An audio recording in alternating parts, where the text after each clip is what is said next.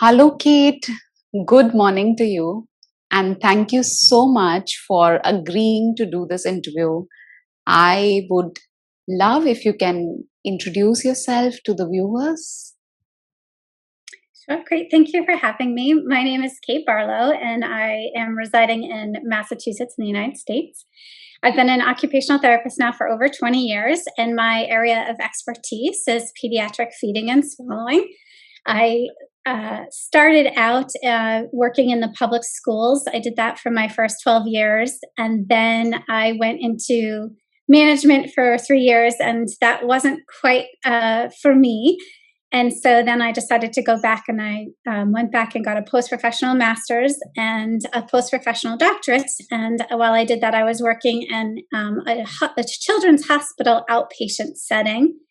And when I graduated with my doctorate, that was 2015, I then moved into academia. And once in academia, now I've been working 1 day a week in the birth to 3 population in people's homes. So I've really had the fortunate opportunity to really work in the birth to 22 range over my years in pediatrics. And I love what I'm doing right now. I'm actually the Massachusetts Act Early ambassador for the CDC's Learn the Signs Act Early program. And I get to educate families and, people that work in birth to 5 on child development. And so I'm really fortunate the way my career has progressed over the years. Well, I find this to be very cultural when foods are introduced to children. So, when a child is either breast or bottle feeding in the beginning, it depends on where you live and when foods are introduced. So, in the United States, the American Academy of Pediatrics recommends that children start with, pureed, watered down foods at 6 months to really practice with spoon.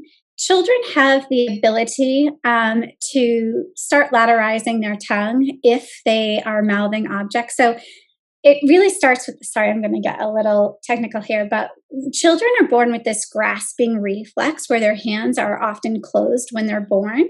And around 3 to 4 months, those hands really start to open all the time. And kids start grabbing toys and putting things in their mouth. And we really want to encourage that as therapists, because the more that children mouth objects, not only are they exploring their environment, so it's great for cognitive development, but it also starts to move the gag reflex back, which we need for feeding, and the tongue will follow the stimulus.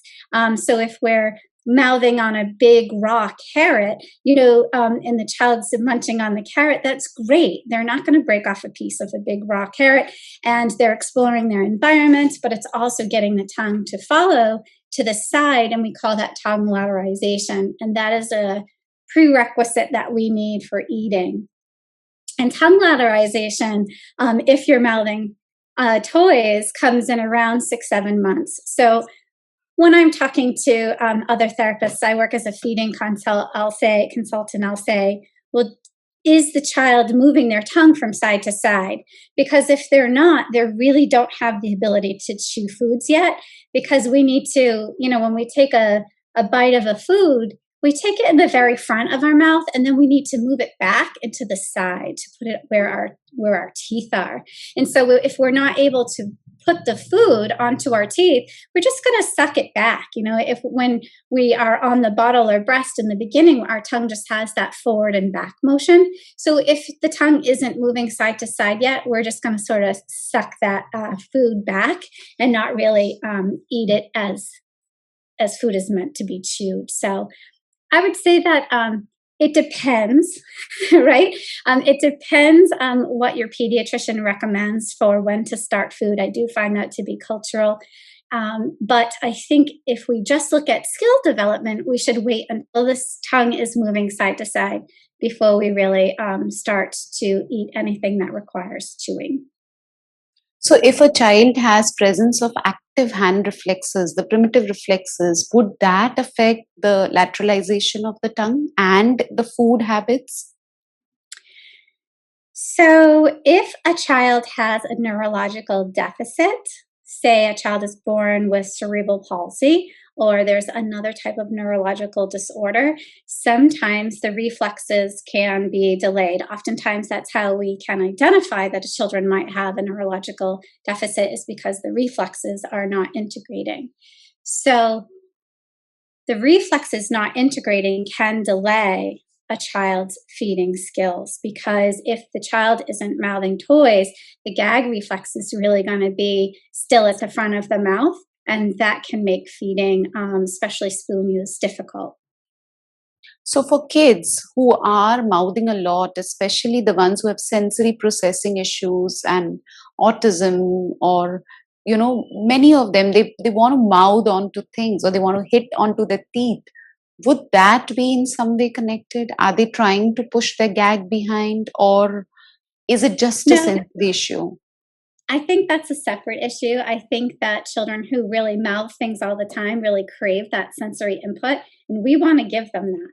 So if they are really craving that, I'm a huge believer in gum. So I recommend gum chewing all the time because it's socially appropriate versus chewing on clothing and going through all of the clothing, or other objects that aren't necessarily socially appropriate.